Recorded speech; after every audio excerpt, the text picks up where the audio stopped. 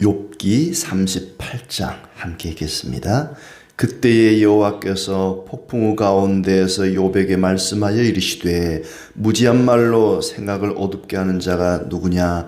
너는 대장부처럼 허리를 묶고 내가 내게 묻는 것을 대답할지니라. 내가 땅에 기초를 놓을 때에 네가 어디 있었느냐? 네가 깨달아 알았거든 말할지니라. 누가 그것의 도량법을 정하였는지 누가 그 줄을 그것의 위에 띄웠는지 네가 아느냐? 그것의 주추는 무엇 위에 세웠으며 그 모퉁이 돌을 누가 놓았느냐? 그때의 새벽별들이 기뻐 노래하며 하나님의 아들들이 다 기뻐 소리를 질렀느니라. 바다가 그 모태에서 터져 나올 때에 문으로 그것을 가둔 자가 누구냐? 그때 내가 구름으로 그 옷을 만들고 흑암으로 그 강보를 만들고 한계를 정하여 문빗장을 지르고 이르기를 네가 여기까지 오고 더 넘어가지 못하리니 네 높은 파도가 여기서 그칠지니라 하였노라. 네가 너의 날에 아침에게 명령하였느냐? 새벽에게 그 자리를 일러 주었느냐? 그것으로 땅 끝을 붙잡고 악한 자들을 그 땅에서 떨쳐버린 일이 있었느냐?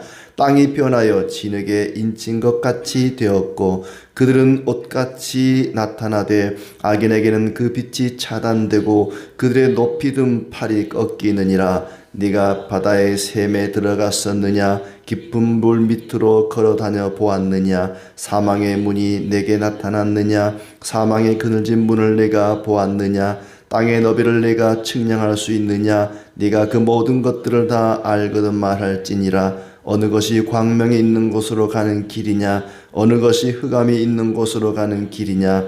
너는 그의 지경으로 그를 데려갈 수 있느냐? 그의 집으로 가는 길을 알고 있느냐? 네가 아마도 알리라. 네가 그때 태어났으리니 너의 횟수가 많음이니라. 네가 눈 곳간에 들어갔었느냐? 우박 창고를 보았느냐? 내가 환난 때와 교전과 전쟁의 날을 위하여 이것을 남겨두었노라. 광명이 어느 길로 뻗치며 동풍이 어느 길로 땅에 흩어지느냐? 누가 홍수를 위하여 물길을 터주었으며 우레와 번개의 길을 내어 주었느냐? 누가 사람 없는 땅에 사람 없는 광야에 비를 내리며 황무하고 황폐한 토지를 흡족하게 하여 연한 풀이 돋아나게 하였느냐? 비에게 아비가 있느냐? 이슬방울은 누가 낳았느냐? 얼음은 누구의 태에서 났느냐? 공중의 서리는 누가 낳았느냐? 물은 돌같이 굳어지고 깊은 바다의 수면은 얼어붙느니라.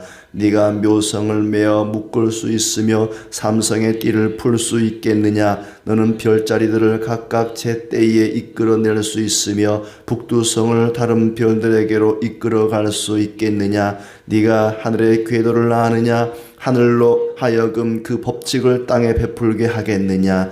네가 목소리를 구름에까지 높여 넘치는 물이 내게 덮이게 하겠느냐? 네가 번개를 보내어 가게 하되 번개가 내게 우리가 여기 있나이다 하게 하겠느냐? 가슴속에 지혜는 누가 준 것이냐? 수탉에게 슬기를 준 자가 누구냐? 누가 지혜로 구름의 수를 세겠느냐? 누가 하늘의 물주머니를 기울이겠느냐? 티끌이 덩어리를 이루며 흙덩이가 서로 붙게 하겠느냐? 네가 사자를 위하여 먹이를 사냥하겠느냐? 젊은 사자의 식욕을 채우겠느냐? 그것들이 굴에 엎드리며 숲에 앉아 숨어 기다리느니라. 까마귀 새끼가 하나님을 향하여 부르짖으며 먹을 것이 없어서 호적거릴 때에 그것을 위하여 먹이를 마련하는 이가 누구냐? 아멘. 예, 반갑습니다. 오늘도 주님이 우리에게 은혜와 평강 주시기를 진심으로 축복합니다. 이제 드디어 새 친구들의 발언과 엘리후까지 네 사람의 발언이 끝이 났습니다. 엘리후의 발언은 새 친구들보다는 조금 더 진일보한 그런 발언이었죠. 욥의 고난이 욥의 죄 때문이 아니라 하나님의 어떤 뜻이 있다. 그러나 우리는 그 뜻을 다 알 수가 없다. 이게 이제 엘리후의 이야기였다면은 38장부터는 하나님이 직접 말씀하십니다. 욥에게 하나님의 뜻이 이것이다. 하나님의 뜻을 말씀해 주십니다. 어쩌면 욥이 듣기에는 조금 서운할 수 있죠. 욥은 그동안 고난의 이유를 물었습니다. 하나님, 제가 이 정도 재앙을 받을 만한 죄를 지은 것 같지는 않은데 무엇 때문에 제가 이런 재앙을 당합니까? 제가 어떤 죄를 지었길래 이런 재앙을 당합니까? 라고 물었는데 이 욥의 질문에 대한 대답은 없고 오히려 하나님께서 되묻습니다. 그러니까 하나님이 대답을 하신 것이 아니라 오히려 질문을 합니다. 욥에게 질문하지요. 폭풍 가운데 하나님께서 욥에게 말씀하셨다. 폭풍 가운데, 이 말은 우리가 구약 성경에도 나타나지만은 하나님이 임재하실 때 이런 폭풍우가 나타납니다. 그러니까 하나님께서 욥에게 이제 말씀하셨다. 네가 누구이기에 무지한 말로 생활을 어둡게 하는 자가 누구냐? 새 번역은 네가 누구이기에 무지하고 헛된 말로 내 지혜를 의심하느냐? 이렇게 묻고 있습니다. 네가 누구이기에? 욥에게 묻습니다. 네가 누구냐? 이름을 묻는 건 아니죠. 인간을 향해서 네가 누구냐? 네가 누군데 나에게 그런 질문을 하느냐? 네가 하늘을 지었느냐, 땅을 지었느냐, 바다를 지었느냐? 도대체 네가 누군데 나에게 그런 질문을 던지느냐? 하고 되묻는 것입니다. 이제 대장부답게 묻는 말에 대답해라. 도망가지 말고 내 질문에 어려워하지 말고 한번 대답해봐라. 내가 땅에 기초를 놓을 때 거기 있었느냐? 그렇게 많이 알면 대답해봐라. 누가 이 땅을 설계하고 그 위에 측량줄을 띄웠는지 아느냐? 네가 누구냐? 아느냐? 계속 질문을 던지고 있습니다. 누가 땅에 주춧돌을 놓고 무엇이 땅을 버티는 기둥을 잡고 있느냐? 그날 새벽에 별들이 노래하고 천사들이 소리를 질렀다. 이 세상에 땅에 기초를 놓을 때 그 땅을 설계한 분이 누구냐? 이 땅을 버티고 있는 두 기둥을 누가 세웠느냐? 너는 아느냐? 네가 누군데 나에게 이렇게 질문을 하느냐? 욥의 질문에 이유를 설명하기보다는 질문을 합니다. 네가 누구냐? 먼저 땅에 관한 질문을 하죠. 하나님께서 욥에게 우주의 신비에 대한 질문을 하는데 땅에 대한 질문, 바다에 대한 질문, 하늘에 대한 질문, 또 땅 위에 살아가는 짐승들에 대한 질문 39장까지 이어지고 있습니다. 먼저 4절에 땅에 관한 질문을 한 거죠. 땅에 기초를 놓을 때, 이 세상에 땅을 만들 때 네가 있었느냐? 주춧돌을 놓을 때 네가 있었느냐? 새벽에 별들은 노래하고 천사는 소리를 질렀다. 땅에 기초를 놓을 때 그랬다는 얘기죠. 8절부터는 이제 바다에 대한 얘기를 합니다. 누가 바다를 만들고 그 바다의 한계를 정했느냐? 바다와 육지가 서로 경계를 이루고 있죠. 바닷물이 이렇게 지진, 해일 같은 경우에 넘치기도 하지만 평상시에는 항상 일정하게 이제 밀물과 썰물에 의해서 그 해안가를 중심으로 구분이 되었단 말이죠. 바닷물은 바다에만 머물러 있도록 넘치지 않도록 정해놓은 분이 누구냐? 바다를 만들고 그 바다의 경계를 정한 분이 누구냐? 하나님께서 바닷물이 터져나올 때에 그것을 가두고 구름으로 바다를 덮고 흑암으로 바다를 감싸고 바다가 넘치지 못하게 하고 여기서 멈추라. 하나님이 그렇게 하셨다. 그러니까 질문을 던지면서 답변도 하나님이 동시에 합니다. 질문과 답을 하는 거죠. 또 욥은 신앙의 사람이기 때문에 다 아는 대답이죠. 욥은 다 압니다. 땅을 누가 만들었느냐? 바다의 경계를 누가 정해두었느냐? 욥이 충분히 알만한 질문을 하나님이 하셨습니다. 하나님께서 그리하셨습니다. 교회에서 퀴즈 대회 하면 정답이 하나님 그러면 절반 이상은 맞습니다. 하나님이 그리하셨습니다. 대답 안 해도 알만한 질문을 하고 있습니다. 12절부터도 네가 살아오면서 아침에게 명하여 동이 트게 했느냐? 새벽이 제자리를 지키게 했느냐? 동이 트게 하신 분이 누구냐? 새벽을 만드신 분이 누구냐? 13절은 좀 이게 애매한 내용인데 그것으로 땅끝을 붙잡고 악한 자들을 그 땅에서 떨쳐버린 일이 있었느냐?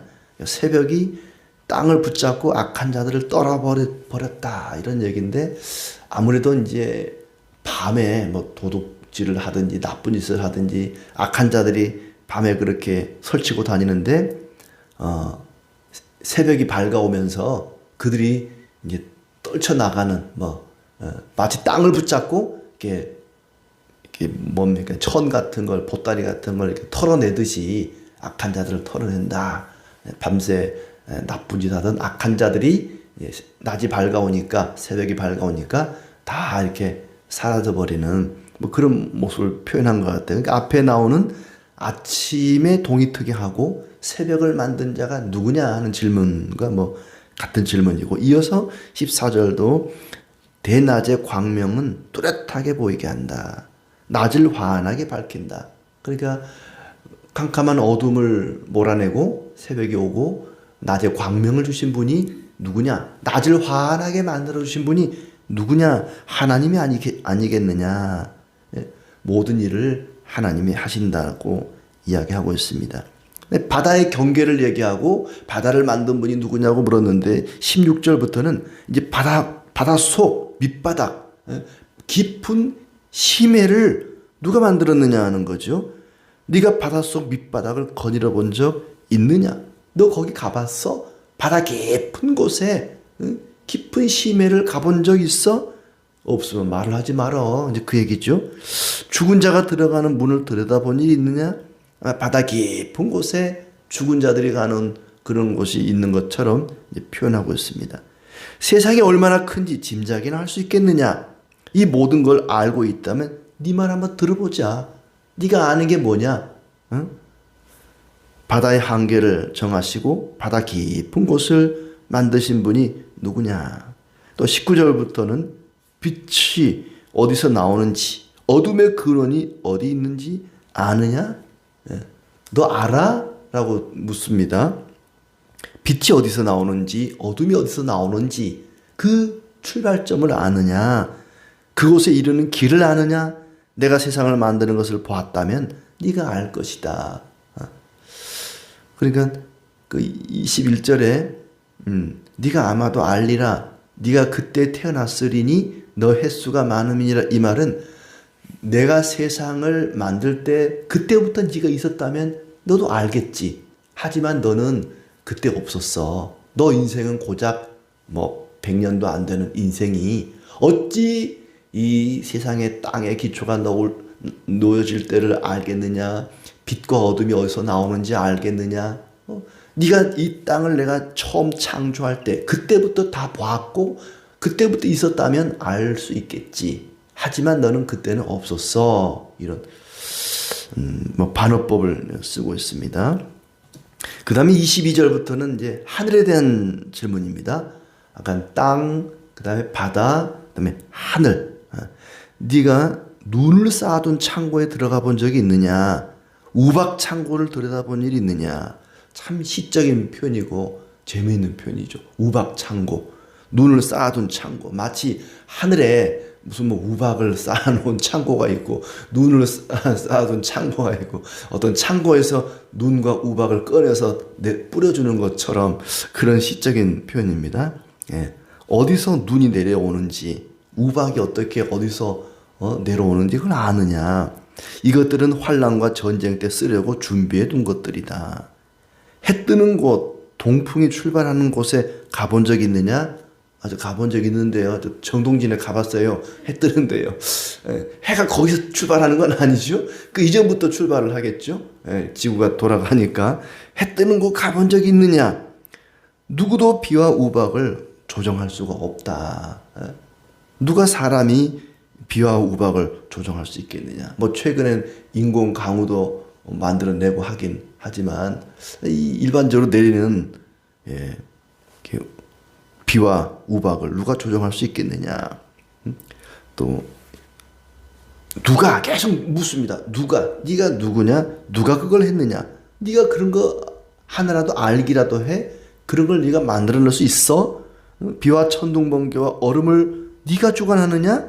폭우가 내려 흐르는 개울을 누가 냈느냐? 시냇가를 물을 누가 만들어냈느냐? 천둥 번개가 가는 길, 광야에 내리는 비 내리는 이가 누구인지, 이슬방울이 누구로부터 오는지 아느냐? 하늘의 별들, 그리고 그 별자리들을 만들고 다스린 자가 누구냐? 구름에게 명령하여 너를 흠뻑 적시게 할 수 있느냐? 길 가다가 구름아, 나 더우니까 나 좀 적셔줘. 네가 명령할 수 있느냐? 번개를 번쩍이게 할 수 있느냐? 동물들이 강물이 넘치고 비가 올 것을 미리 알게 한 이가 누구냐? 동물들은, 어떤 동물들은 사람보다 감각이 빠르죠. 지진이 나고 해일이 일어날 때 이게 원숭이나 쥐나 이런 것들이 먼저 움직인다 그러지 않습니까? 그렇게 그 동물들에게 그런 특별한 감각을 주신 이가 누구냐? 네가 했냐? 하는 겁니다. 비를 내리고 흙덩이를 만든 이가 누구냐? 그러니까 흙이, 땅에 흙이라는 게 있잖아요. 근데 이게 다 먼지인데 이게 다 이렇게 하나 뭉쳐 있잖아요. 딱딱하게.